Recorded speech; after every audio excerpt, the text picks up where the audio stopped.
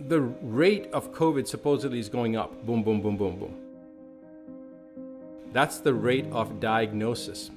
And there's actually an article that came out. There's actually a couple articles, and I'm going to show this actual screenshots of some of these articles, as well as some of the doctors that have recently reached out to me, or that have reached out to other friends of mine, saying that this whole thing with the COVID-19 diagnosis increasing is not accurate, because we have people coming in for a urinary tract infection or a kidney stone or appendicitis, and we do the routine check, and it's being mandated to check for COVID-19. They test positive, so now we have to put them down as being positive. So the rates of numbers are going up, but the death rates plummeted. Hardly anybody has died of COVID-19. Now here's something interesting that I saw today.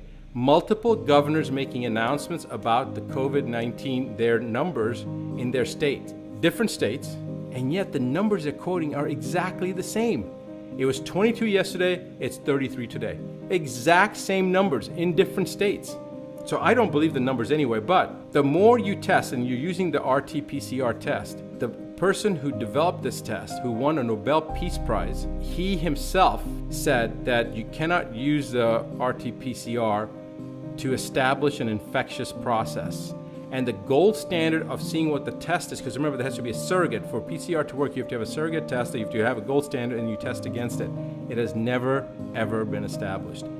Now, I believe, if you look at and understand how the PCR works, they amplify it. They keep on amplifying it till you start seeing a certain number of whatever you're looking for, a certain number start to appear. I believe that at this point, they're going to continue to amplify the test to the point that everybody on this planet will test positive. Already the Centers for Disease Control has come out and said that with the current testing that they're doing, they're not distinguishing between antibody titers, serological markers, and virology. So serology and virology, they haven't distinguished that. They're kind of throwing all those numbers together. And the most interesting thing is that they've already established that they cannot rule out that if you've had a cold before, that you could test positive for COVID-19, which is what I said a couple of months ago based upon the cat study, that there were cats that had gotten the flu shot, never been exposed to COVID-19, and yet they were testing positive. So how many people on this planet have had a cold before? So that's about how many people will test positive, the more you keep on testing it. And so that's justifying their numbers. They want to propagate this fear, so that justifies the numbers, and the sheeple are following those numbers rather than looking at how many people are actually dying from it.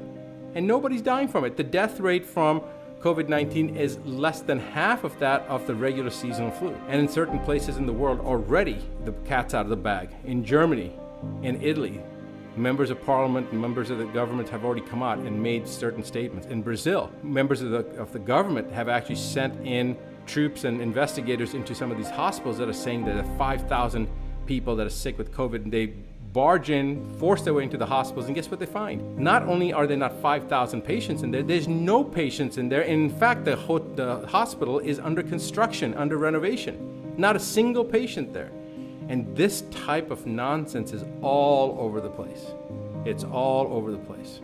So start critically thinking. Start thinking about what the issues are, and don't jump on a bandwagon either way. Of course, unless you're a troll or you're being paid to do it, then just keep on doing the same thing you're doing. You've already compromised your integrity. That's fine. I'm not talking to the trolls here. I'm talking about the people that truly want to understand what's going on. People that may not have the same thought process, but that are now starting to question. And that's exactly what we need to be doing. We need to be questioning. The question is why? Why is stuff being censored? Why is information being prevented from being disseminated? Why am I getting this song and dance about X, Y, and Z, whereas in my own frame of reference, in my own experience, I'm not seeing this? And we realize that if this thing is so damaging and so detrimental, so virulent and so resistant, and they really need to stop everything and put up the ridiculous restrictions that they're putting up, then why is it that certain sectors, i.e. houses of worship, where people congregate, they're not able to do so, but other places like a Walmart or Costco, it's fine?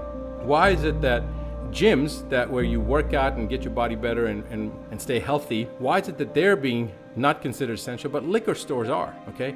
Ask yourself these questions. Things that better an individual, a person that wants to connect with their spiritual leaders, they can't meet in congregation, but hey, you can go shopping. You can't go to a business meeting with more than 10 people in there, but you can go to Costco where there's a few hundred people in there at any given time, and no problem.